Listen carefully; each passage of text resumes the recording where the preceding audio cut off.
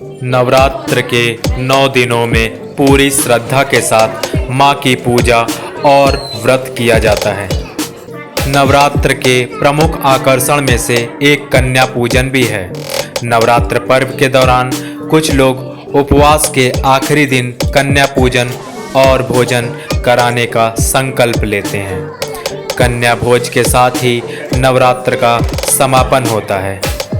वैसे तो नवरात्र के 9 दिनों ही कन्या पूजन किया जा सकता है, लेकिन मान्यता अनुसार नवरात्र की अष्टमी और नवमी प्रमुख रूप से कन्या पूजन के लिए बताए गए हैं। इन 2 दिनों में छोटी छोटी कन्याओं को अपने घर बुलाकर भोज कराया जाता है।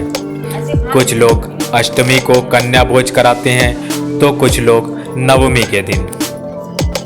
नवरात्र के दौरान कन्या पूजन में 9 कन्याओं का पूजन उत्तम माना जाता है। हालांकि नवरात्र के हर दिन एक कन्या की पूजा करके 9 कन्या पूजन का फल प्राप्त कर सकते हैं। संभव न हो तो कम से कम 2 कन्याओं को भोजन कराना चाहिए। कन्याओं के साथ एक बालक को भी भोजन कराना चाहिए। बालक को बटुक भैरव और लंगूर के रूप में पूजा जाता है। देवी की सेवा के लिए भगवान शिव ने हर शक्तिपीठ के साथ एक एक भैरव को रखा हुआ है, इसलिए देवी के साथ इनकी पूजा भी जरूरी है। तभी अगर किसी शक्तिपीठ में माँ के दर्शन के बाद भैरव के दर्शन नहीं किए तो माँ के दर्शन अधूरे माने जाते हैं। धार्मिक मान्यता अनुसार एक विशेष उम्र तक की कन्याओं का पूजन करना अधिक शुभ फलदायी माना गया है। अर्थात कन्या पूजन में कोशिश करें कि 2 साल से लेकर 10 साल तक की कन्याओं का पूजन किया जाए। शास्त्र कहते हैं कि नवरात्र में छोटी कन्या एक तरह की अव्यक्त ऊर्जा का प्रतीक होती है और उसकी पूजा करने से यह ऊर्जा सक्रिय हो जाती है। इनका पूजन करने वाले को समस्त ब्रह्मांड की देव शक्तियों का आशीर्वाद मिलने लगता है। कन्या पूजन से पहले घर को भी अच्छे से स्वच्छ कर लेना चाहिए।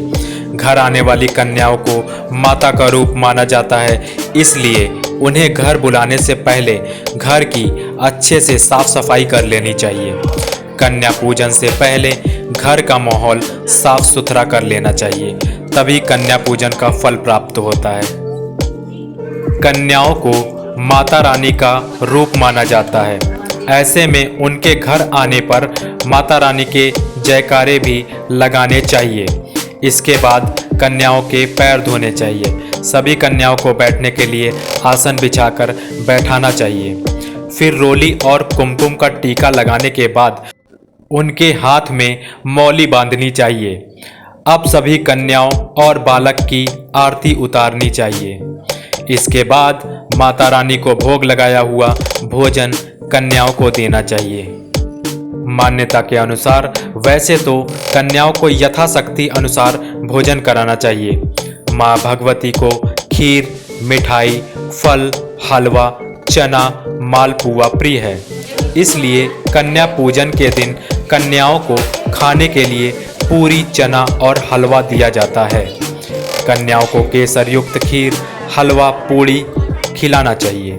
ध्यान रखें कि उनके लिए बनाए खाने में लहसुन प्याज का इस्तेमाल न हो। मान्यता के अनुसार बिना लहसुन और प्याज से बनी आलू या कद्दू की सब्जी भोजन में खिलाने से कन्या भोज सफल और नवरात्र के व्रत का पूर्ण शुभ फल प्राप्त होता है। फिर भोजन के बाद कन्याओं को यथाशक्ति भेंट और उपहार भी दिया जाता है। छोटी छोटी देवी स्वरूप कन्याओं के पैरों में आलता लगाकर पूजन करने के बाद सफ़ेद वस्त्र, ऋतुफल, खिलौने या अन्य वस्तुएं देने के साथ नारियल, केला या पेड़ा देने के बाद कुछ दक्षिणा भी दी जानी चाहिए। इसके बाद कन्याओं के पैर छूकर उनसे आशीर्वाद लेकर विदा करें।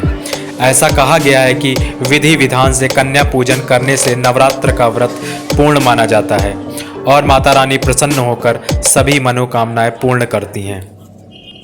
अगर आपने अभी तक हमारे चैनल ज्ञान आरोग्य चैरिटेबल ट्रस्ट को सब्सक्राइब नहीं किया है तो जल्द से जल्द सब्सक्राइब कर लें, क्योंकि इस पे आपको ज्ञानवर्धक बहुत सारी वीडियोज़ मिलती रहती हैं जो आपके बच्चों के भी काम आती हैं। सब्सक्राइब करने से आपको तुरंत वो वीडियो प्राप्त हो जाएगी और दिख जाएगी। कृपया सब्सक्राइब करें और शेयर करें। धन्यवाद।